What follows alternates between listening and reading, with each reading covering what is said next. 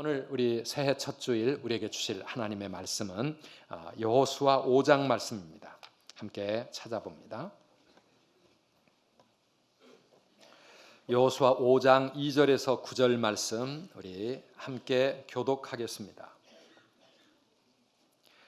5장 2절입니다. 그때의 여호와께서 여호수아에게 이르시되 너는 부싯돌로 칼을 만들어 이스라엘 자손들에게 다시 할례를 행하라 하시매 여호수아가 부싯돌로 칼을 만들어 할례산에서 이스라엘 자손들에게 할례를 행하니라.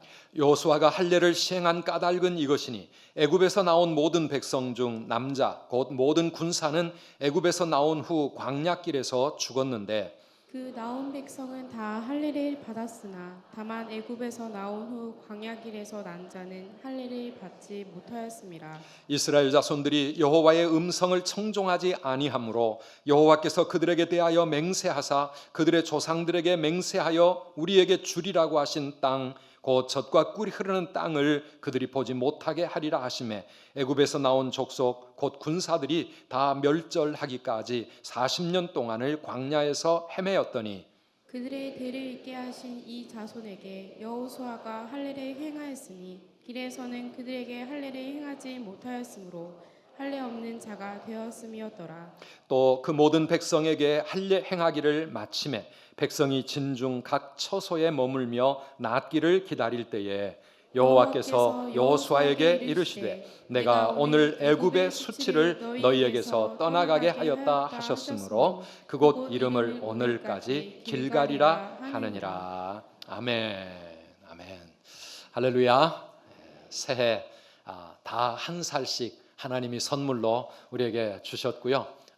이제 벌써 6일을 새로운 땅에 힘차게 살아가고 있습니다. 이 한 해도 우리 하나님의 은혜, 하나님의 사랑과 축복이 우리 모든 성도님들의 가정과 하시는 일마다 풍성해지기를 주님의 이름으로 축원합니다. 새로운 땅을 향해 우리가 이렇게 새 출발하고 있습니다.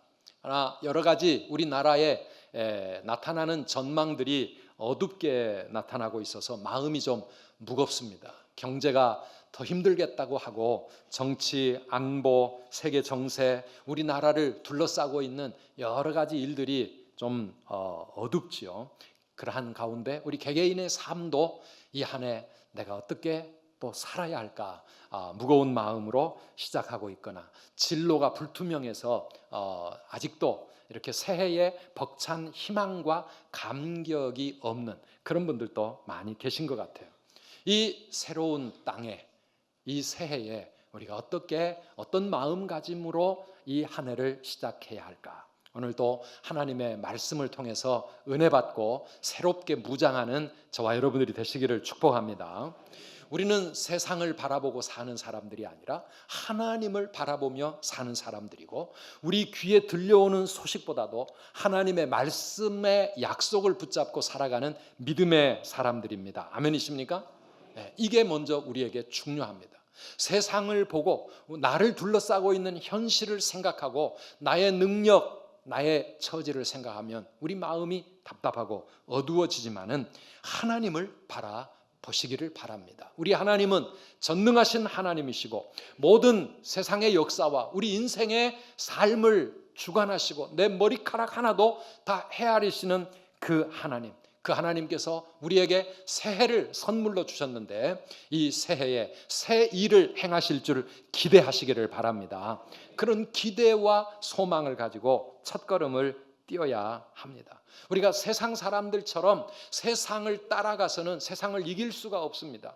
그러나 우리가 누구를 따라갑니까? 하나님의 말씀을 따라가고 하나님을 따라가다 보면 세상을 이기고 우리의 인생에서 승리하게 될 줄 믿습니다. 우리 한번 따라합시다. 말씀 따라 예배자로, 말씀 따라 예배자로 너는 복이 될지라. 아멘. 여러분 복이 될 것을 기대하시기 바랍니다. 하나님이 나를 복 주시고 또 나의 인생을 복이 되게 하실 것이다. 이게 하나님의 약속이니까 이 약속대로 나의 남은 인생이 그렇게 우리 하나님의 축복의 근원이 될 것이다. 이걸 우리가 마음에 믿고 가시기를 바랍니다. 우리 하나님은요, 당신의 백성들을 위해서 항상 젖과 꿀이 흐르는 축복의 땅을 예비해 두십니다. 그리고 우리들을 단지 구원해 내실 뿐만 아니라 우리의 삶을 그 축복의 땅을 향해 나아가도록 우리를 그렇게 인도하고 계시는 겁니다. 우리 앞에 놓인 2019년이 그런 축복의 땅이 되기를 축원합니다. 새 땅에 들어가서 어떻게 이 땅을 내가 누리며 정복하고 차지하며 살아갈까? 이게 이제 우리 새해를 시작하는 우리의 마음의 숙제입니다. 오늘 그 준비가 어떠해야 할 것인가를 성경이 우리에게 보여주고 있습니다. 이 여호수아서는 이스라엘 백성들이 젖과 꿀이 흐르는 축복의 땅을 정복해가는 과정을 보여주고 있습니다. 우리가 5장을 읽었는데요, 앞에 4장은 요단강을 건너갑니다. 그리고 뒤에 6장은 첫 성인 여리고성을 함락시키는 내용이 나오고 있습니다. 오늘 우리가 읽은 이 5장에는 그 첫 번째 전투, 새 땅을 정복하는 첫 전쟁을 어떻게 준비해야 할 것인가, 그 준비 사항이 나와 있어요. 하나님은 어떻게 이스라엘 백성들로 하여금 새로운 땅에 들어갈 준비를 하게 하시는가? 그런데 그 말씀이 전혀 뜻밖입니다. 2절 말씀 우리 함께 읽어보실까요? 그때에 여호와께서 여호수아에게 이르시되 너는 부싯돌로 칼을 만들어 이스라엘 자손들에게 다시 할례를 행하라 하시매. 그래, 여호수아가 그 말씀대로 이스라엘 백성들에게 할례를 행합니다. 뭘 했다고요? 할례를 행하라. 이것이 하나님이 명령하시는 가나안 땅을 정복하고 전쟁에서 승리하기 위한 첫 번째 준비 작업이었다는 것이죠. 할례가 도대체 뭡니까? 할례가 성경에 처음 등장하는 것은 창세기 17장입니다. 하나님이 아브라함을 믿음의 조상으로 세우시려고 하는데 아브라함이 하나님을 신뢰하지 못하고 믿음이 안 생기는 거예요. 하나님이 17장에서 아브라함에게 찾아오셔서 너 이름 바꿔라. 아브라함이 아니라 이제는 아브라함이다.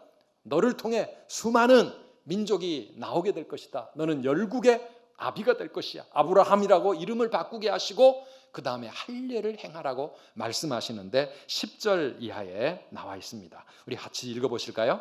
너희 중 남자는 다 할례를 받으라. 이것이 나와 너희와 너희 후손 사이에 지킬 내 언약이니라. 너희는 포피를 베어라. 이것이 나와 너희 사이의 언약의 표징이니라. 13절로 갑니다.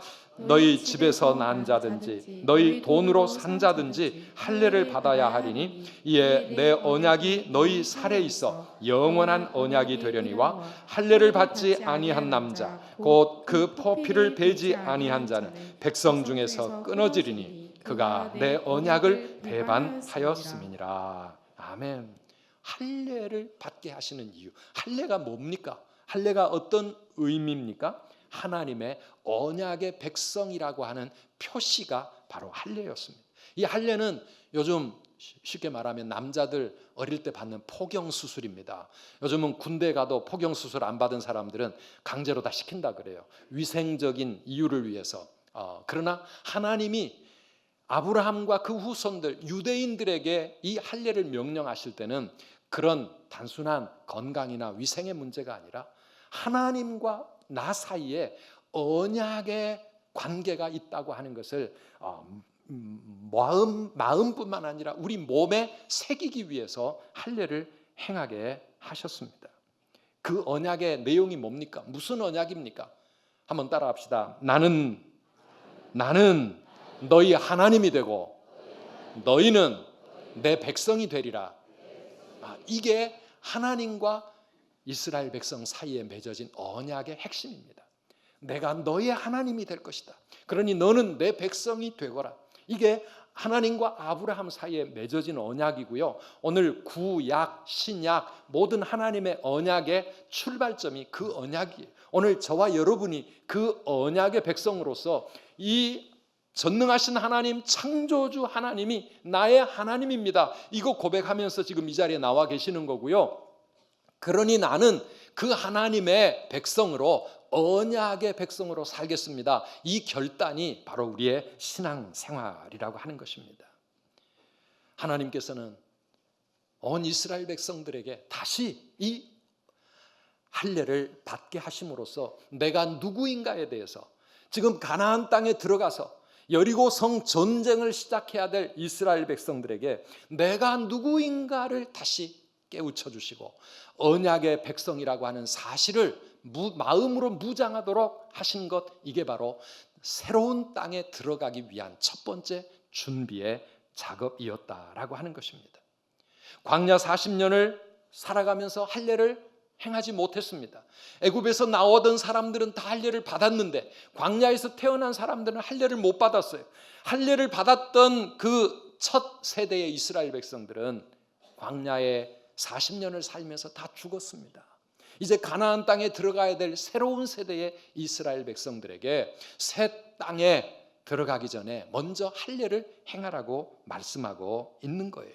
그런데요, 지금 전쟁을 앞두고 있습니다. 40년을 하나님이 참고 할례 없이도 할례를 받지 못하면 내 백성 중에서 끊어지리라, 아주 엄격한 명령이었지만 광야 40년 동안 하나님이 참고 기다리셨어요. 그런데 이 전쟁까지 마저 끝내고 나서 하면 좋을 것 같은데 하나님은 왜 지금 할례를 하라고 하시는가? 이게 새 땅에 들어가기 위한 제일 중요한 준비이기 때문에 그렇습니다. 뭐가요? 할례가 뭐라고요? 나는 하나님의 백성입니다. 나는 하나님의 언약의 백성입니다. 이 마음의 결단, 이것을 다시 고백하면서, 그것도 우리를 쳐다보고 있는 저 여리고성 세상 사람들 앞에서 그거 선포하라고 할례를 행하게 하신 거예요. 이게 오늘 우리에게도 새로운 땅에 들어가기 위한 우리의 첫 번째 준비입니다. 언약 백성으로 결단하라 하는 말씀입니다. 전능하신 하나님, 모든 말씀대로 이루실 그 하나님이 나의 하나님이요, 나는 그 하나님과 언약을 맺은 믿음의 백성이라고 하는 그 선포로 이 한 해를 시작하라고 하는 것이죠. 이 한 해 동안 무슨 일이 내게 닥칠지 모르지만 여리고와 같은 이 세상과 우리 맞서 싸워야 되고요, 세상의 수많은 도전과 문제와 인생의 시련이 나에게 밀려올지라도 그 앞에 서는 나의 고백이 뭡니까? 하나님이 나의 하나님이요, 나는 그 하나님의 언약의 백성이라고 하는 이 고백을 하고 살라는, 그게 세상을 이기는 우리의 무기라, 그런 말씀입니다. 한번 따라합시다. 나는 하나님의 백성입니다. 나는 하나님이 함께 하시는 사람입니다. 나는 그 하나님과 함께 하는 사람입니다. 아멘이십니까? 이게 새로운 땅에 들어가는 우리의 마음의 첫 준비여야 한다는 것입니다. 무슨 일을 만날지라도 이 고백이 우리에게 있을 때 우리는 세상을 이길 수가 있고 모든 문제를 극복할 수 있고 하나님이 주시는 모든 시련도 이기고 나아간다라고 하는 것입니다. 유대인들이요, 2000년을 나라 없는 민족이 되어서 온 세계에 유랑했습니다. 지금 이스라엘 나라가 팔레스타인 땅에 세워져 있기는 하지만은 그 이스라엘 국내에 사는 유대인들보다도 오히려 미국과 러시아와 온 세상에 흩어져 있는 유대인들이 더 많습니다. 숫자적으로. 그렇게 나라 없이 나치의 600만 가스실에서 학살을 당하고 가는 곳마다 사람들에게 핍박과 박해를 당하면서 모든 고난을 이겨내면서 지금 세계의 정치와 경제와 학문과 예술을 움직이는 그런 유대인들로 든든하게 언제나 서 있었던 이유가 있습니다. 그들의 마음 가운데 이 선민 사상입니다. 우리는 하나님의 백성이다. 우리는 하나님의 언약 속에 살고 있는 하나님의 백성이라고 하는 그 언약, 그것을 기억하고 살다 보니 그들의 삶이 든든하고 세상을 이기며 살아가는 겁니다. 사랑하는 우리 성도 여러분, 이 한 해 우리 앞에 무슨 일이 찾아올지 모르지만 이 언약의 고백이 저와 여러분들의 삶에, 마음에 확고하게 새겨지기를 간절히 바랍니다. 우리의 몸에 이 하나님의 약속, 언약을 새기며 살아라. 이게 단순한 의식이 아니라 신명기 10장 16절에 보면 우리 마음의 할례를 행하라고 말씀합니다. 같이 읽어보시겠습니까? 그러므로 너희는 마음의 할례를 행하고 다시는 목을 곧게 하지 말라. 로마서 2장 29절에도 같은 말씀이 있어요. 마음의 할례를 행해라. 마음으로 언제나 하나님을 향한 든든한 신앙의 고백을 가지고 살라는 것입니다.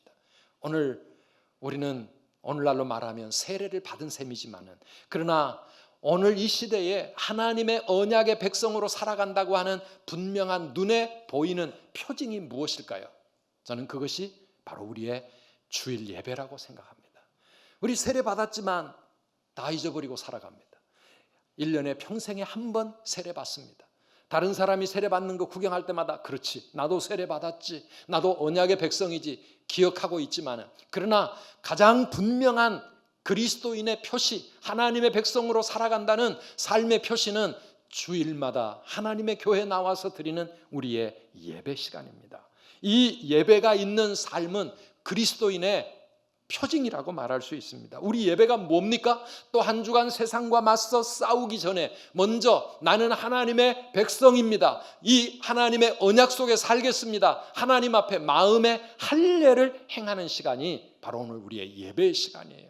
이 할례를 통해 우리의 죄를 하나님께 고백하고, 이 할례를 통해 내가 하나님의 백성됨을 다시 깨달으면서 하나님 앞에서 내 마음을 새롭게 하는 저와 여러분들 되시기를 축원합니다. 세상 닮아가려고 하지 마십시오. 세상 쫓아가려고 하지 마십시오.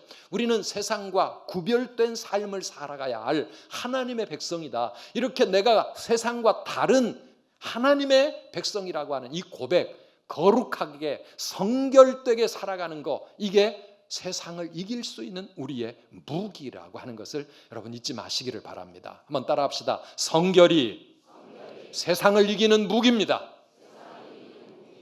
아멘. 여러분들에게 이 무기가 있으십니까? 여러분들의 손에, 여러분들의 삶에 이 무기가 있어야 이 한 해 동안 우리는 세상을 이기고 살아갈 수 있어요. 여호수아를 읽어보면은요, 이스라엘 백성들이 거대한 성, 큰 성, 제일 힘든 성 여리고를 이기고 정복합니다. 그런데 그 다음에 만나는 성이 아이라고 하는 성이었어요. 우리 한국말 아이가 아닌데 한국말처럼 아이처럼 조그만 성이었어요. 그래서 이스라엘 백성들이 아이고 저것쯤은 우리가 쉽게 이길 수 있어. 그래가지고 공격해 들어갔는데 아이 성에서 이스라엘이 패배를 당했습니다. 왜 그랬습니까? 왜 그랬습니까? 하나님이 그들과 함께 하지 않으셨기 때문입니다. 왜요? 아간의 죄악이 이스라엘 공동체를 하나님이 함께 하실 수 없는 상황으로 만들어 버리니까 그들이 나가서 자기들의 힘과 자기들의 열심 가지고 싸워도 그 작은 성 아이 자기들이 이길 수가 없는 거예요. 사랑하는 여러분, 이 한 해 우리가 이 세상과 맞서 살아갈 때 내 실력, 내 노력, 내 힘으로 이기려고 덤벼든다면 우리는 실패할 수밖에 없어요. 그러나 하나님이 함께 하시면 내가 아무리 약하고 내가 아무리 부족해도 하나님이 함께 하시는 그곳에 승리가 있는 줄 믿으시기를 바랍니다. 하나님이 함께 하실 때, 하나님이 누구와 함께 하십니까? 언약의 백성답게 하나님 앞에 믿음으로 굳게 설 때, 할례 받은 하나님의 백성으로 그렇게 나아갈 때 하나님은 우리와 함께 하실 줄 믿으시기를 바랍니다. 그런데 전쟁터에서 할례를 행한다는 거, 이거 엄청난 시험입니다. 전쟁을 앞두고 지금 적군과 대치되고 있는 이 여리고성 바로 그 앞에 들판에서 할례를 행하라 하나님이 말씀하십니다. 그런데 여호수아와 이스라엘 백성들 어떻게 했습니까? 3절에 보니까요, 여호수아가 부싯돌로 칼을 만들어 할례산에서 이스라엘 자손들에게 할례를 행하니라. 할례를 했습니다. 그것도요, 오늘날 포경수술 받을 때 병원에 가가지고 애기들은 마취도 안 하더라고요. 제 그 둘째 아들을 태어난 지 그때 3일 만인가 4일 만인가 병원에 데려가가지고 이 포경수술을 하는데요, 마취도 안 하고 생살을 그 가위와 집게로 도려내는데 애는 아프다고 우는데 부모가 마음이 아파서 정말 힘들더라고요. 근데 어린 아이 때는 아픈 기억이 없대요. 그래서 그렇게 한답니다. 너무 애기라서 마취도 안 시키는 거예요. 근데 이스라엘 백성들은 이게 군인들입니다. 다 큰 어른들입니다. 그런데 부싯돌로 칼을 만들어 가지고 할례를 했습니다. 여러분, 이게 쉬운 일이었겠습니까?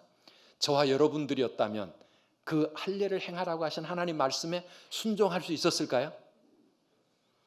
쉽지 않았을 겁니다. 여호수아라도 쉽지 않았을 것이고요. 우리가 군인의 입장에서라도 나에게 부싯돌로 만든 칼을 가지고 할례를 하겠다고 내놓아 이렇게 찾아오면 그거 어떡하겠어요? 도망갈 것 같아요. 순종하기 힘들었을 겁니다.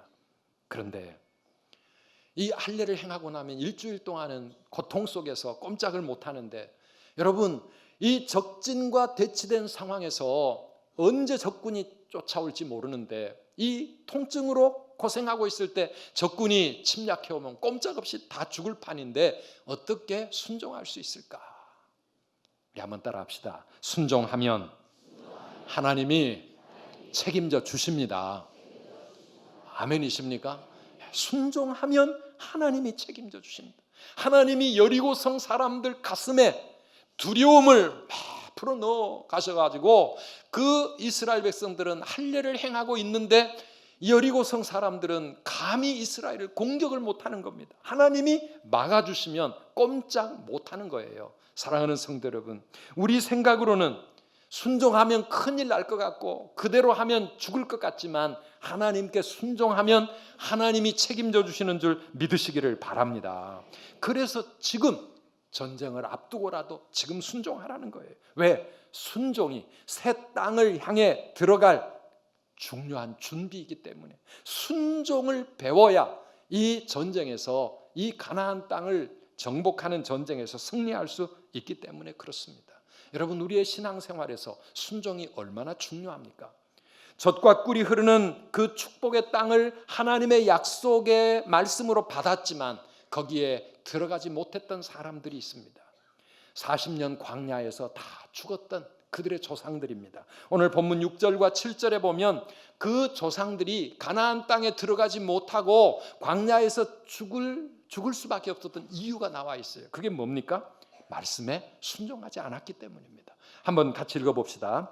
이스라엘 자손들이 여호와의 음성을 청종하지 아니하므로 여호와께서 그들에게 대하여 맹세하사 그들의 조상들에게 맹세하여 우리에게 주리라고 하신 땅 곧 젖과 꿀이 흐르는 땅을 그들이 보지 못하게 하리라 하시매 애굽에서 나온 족속 곧 군사들이 다 멸절하기까지 40년 동안을 광야에서 헤매었더니 그들의 대를 잇게 하신 이 자손에게 여호수아가 할례를 행하였으니 길에서는 그들에게 할례를 행하지 못하였으므로 할례 없는 자가 되었음이었더라. 아멘.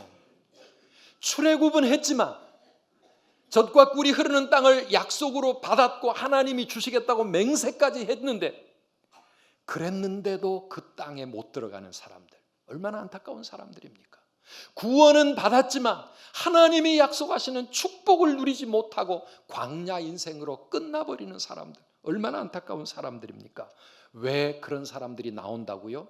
순종하지 못해서, 하나님의 말씀에 청종하지 못했을 때 애굽에서는 나왔는데 광야에서 헤매다가 죽게 된 겁니다. 가나안 땅에 들어가지 못한 겁니다. 그래서 이스라엘 백성들 지금 이제 광야를 끝내고 가나안 땅에 들어가야 될 제2세대의 이 젊은 이스라엘 백성들에게 하나님이 순종을 요구하신 거예요. 그게 할례를 행하는 사건이었습니다. 새 땅에 들어가기 전에 너희들이 먼저 순종의 사람이 되어야 된다는 것을 지금 하나님은 요구하고 계십니다. 그렇게 할례를 다 행하고 나니까요, 8절 9절에 할례를 다 마치고 났을 때 하나님이 하신 말씀이 있어요. 9절을 보니까 여호와께서 여호수아에게 이르시되 내가 오늘 애굽의 수치를 너희에게서 떠나가게 하였다 하셨으므로 그곳 이름을 오늘까지 길갈이라고 한다 그랬습니다.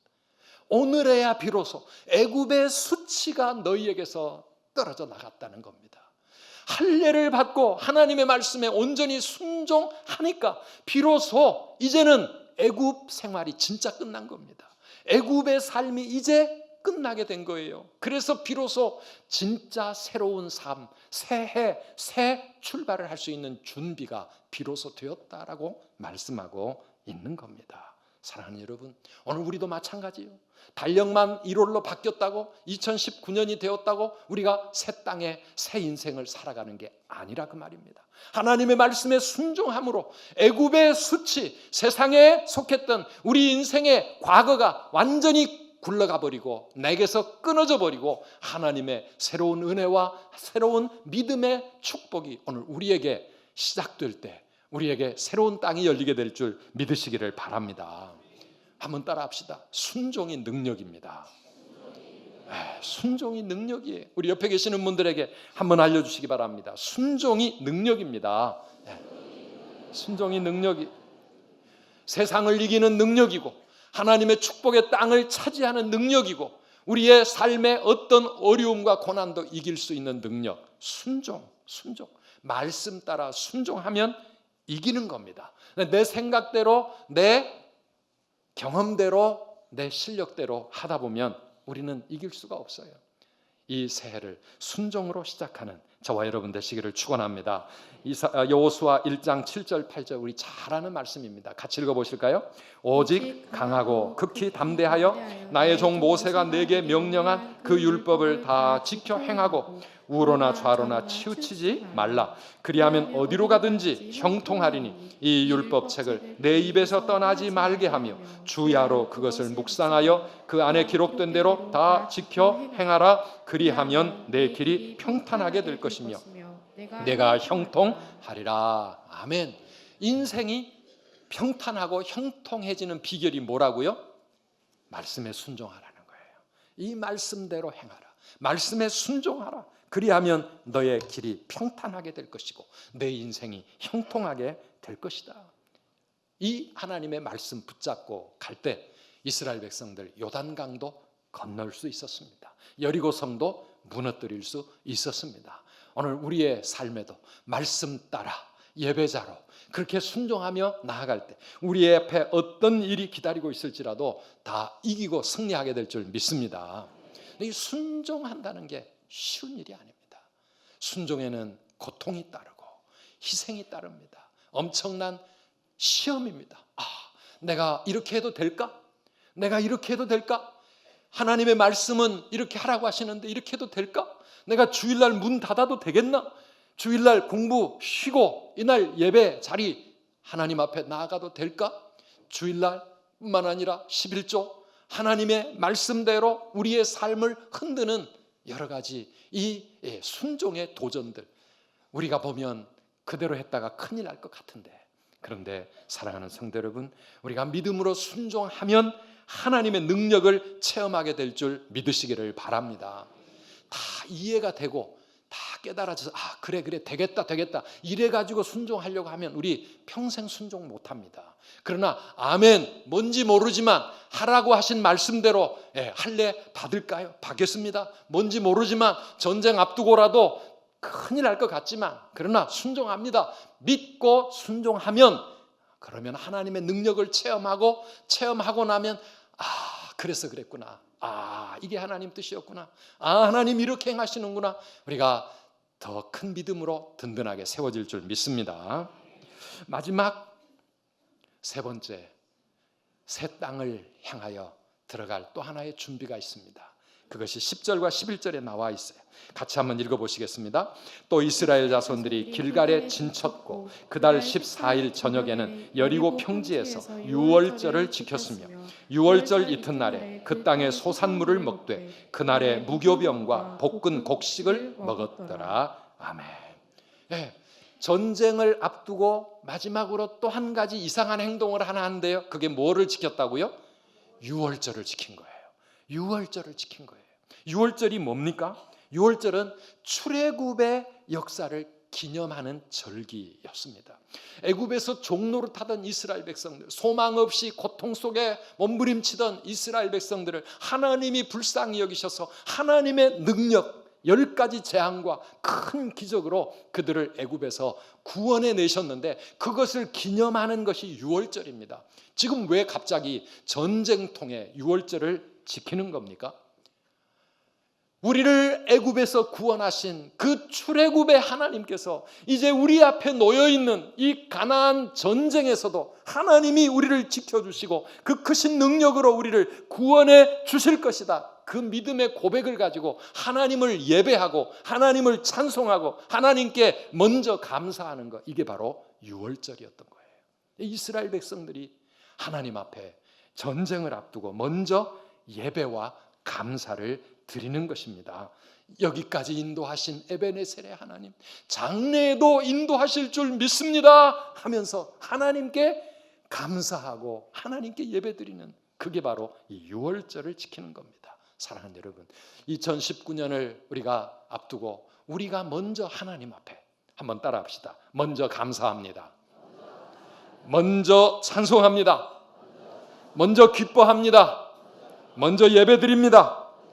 사랑하는 여러분, 이게 믿음이에요. 하나님이 원하시는 믿음, 믿음의 감사, 그게 바로 유월절입니다. 우리가 이 감사와 이 찬송과 이 믿음을 가지고 새해를 향해서 나아갈 때 이게 축복의 땅을 여는 열쇠가 되는 겁니다. 이 유월절을 지키고 나서, 유월절을 지키는 이스라엘 백성들의 마음에 지금 두려운 큰 전쟁, 여보세요, 가만 생각해 보세요. 40년을 광야에서 비참하게 힘들게 살아왔습니다. 다 지쳤습니다. 그런데 여리고는요, 거대한 성입니다. 이미 아마 아까 부싯돌로 칼을 만들었다 그랬는데 이스라엘 백성들은 그저 신석기 문화 정도 가지고 있는 것 같아요. 그런데 여리고 성에는요, 창과 칼로 무장한 잘 훈련된 군인들이 거대한 성을 쌓고 그들을 노려보고 있습니다. 이 싸움은 계란을 가지고 바위를 치는 그런 싸움에 불과합니다. 그런데 이스라엘 백성들이 할례를 행함으로 하나님의 언약의 백성인 것을 다시 깨닫고 고백하면서 순종할 때 하나님이 기적을 행하시겠구나 믿음으로 그들이 하나님 앞에 예배를 드리고 찬송하고 유월절 잔치를 벌일 때 그들의 마음속에는 이미 승리의 확신, 여리고성 하나님 우리에게 주시겠구나, 우리 앞에 펼쳐진 가나안 땅, 이 땅 하나님이 우리를 위해서 주시는 축복의 땅이구나, 그런 믿음이 마음속에 든든히 생기지 않았겠습니까? 오늘 새해를 시작하는 여러분의 마음에 그런 믿음이 있기를 축복합니다. 사도행전 16장에 가보면 바울과 실라가 빌립보 감옥에 갇혔습니다. 잘못해서 갇힌 게 아니에요. 복음을 전하다가 그 빌립보 감옥에 채찍에 맞고 온몸이 사슬에 묶인 채 잠겨 이 감옥에 갇혀 있어요. 그때 그들이 그곳에서 했던 게 뭡니까? 사도행전 16장 25절 26절 함께 읽어보실까요? 한밤중에 바울과 실라가 기도하고 하나님을 찬송하며 죄수들이 듣더라. 이에 갑자기 큰 지진이 나서 옥터가 움직이고 문이 곧 다 열리며 모든 사람의 매인 것이 다 벗어진지라. 아멘, 아멘. 바울과 실라가 한밤중에 그 깜깜하고 음침한 감옥 속에서 온몸은 쇠사슬에 묶였지만 하나님께 기도하고 하나님을 찬송할 때 그곳에 있던 죄수들이 그들의 찬송 소리를 들을 때 아마 처음에는 미친 사람들이라고 생각하지 않았겠어요? 야, 너네들이 믿는 하나님이 살아계시면 어째 너희가 여기 이렇게 피투성이가 되어 쇠사슬에 묶여 감옥에 갇혀 있냐? 하나님 어디 계시냐? 비웃었을지도 몰라요. 그런데 그들이 그곳에서 하나님께 기도하고 하나님을 찬송할 때 하나님의 놀라운 기적과 능력과 구원의 역사가 그들에게 나타난 줄 믿습니다. 이게 하나님이 우리에게 기대하시는 새해를 시작하는 믿음이라고 하는 것입니다. 한번 따라합시다. 한밤중에도 감옥 속에서도 나는 찬송하겠습니다. 나는 기도하겠습니다. 나는 예배하겠습니다. 아멘이십니까? 이 한 해 이런 마음의 무장을 가지고 어떤 일이 닥칠지라도 나는 그곳에서 기도하고 찬송하리라. 하나님을 찬송하리라. 이게 뭡니까? 미리 찬송하는 거예요. 승리를 앞두고 미리 감사하고 미리 찬송하고 미리 기뻐하고 미리 예배드리는 이 귀한 이 믿음, 오늘 우리 온 성도님들이, 선두 가족들이 이 믿음 가지고 이 한 해 어떤 일을 만나든지 우리가 이 한 해 동안 무슨 적과 어떤 싸움을 싸워야 될지 모릅니다. 그러나 우리 하나님의 언약의 백성으로서 순종의 결단과 그리고 미리 감사하고 찬송하며 말씀 따라 예배자로 살아갈 때 복이 되는 인생 되게 하실 줄 믿습니다. 오늘 이 말씀을 붙잡고 우리 함께 뜨거운 마음으로 잠깐 기도하시겠습니까? 하나님, 이 한 해를 우리에게 주셔서 벌써 6일째 오늘 새 땅에 걸어가고 있습니다. 하나님, 우리 앞에 무슨 일이 닥칠지 알 수가 없지만은 그러나 오늘 또 이 말씀으로 믿음의 무장을 하게 하여 주시고 내가 언약 백성인 것을 다시 마음에 새기게 하여 주시고 순종의 사람 되게 하여 주시고 미리 감사하고 미리 기뻐하고 미리미리 우리 하나님을 예배할 수 있는 그런 하나님 믿음의 사람 되게 해달라고 이 시간 우리 뜨거운 마음으로 주님 앞에 한 2, 3분 동안 함께 기도합니다.